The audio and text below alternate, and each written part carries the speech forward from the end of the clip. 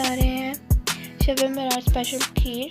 गाजर के टुकड़े काट कर ग्राइंडर में 1 गिलास पानी के साथ ग्राइंड कर लें। फिर एक पतीले में चावल धोकर डाल दें, साथ ही ग्राइंड की हुई गाजरें भी डाल दें।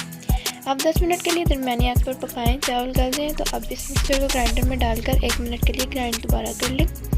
ग्राइंड किए हुए मिक्सचर को पतीली में डाल दें। मोटी कटी हुई नारियल, चीनी, दूध, इलायची के बीज डाल दें और अब दरमियानी आंच पर तकरीबन आधा घंटा पकाएं। जब खीर अच्छी तरह गाढ़ी होने लगे तो चूल्हे से उतार लें और बाउल में डाल दें।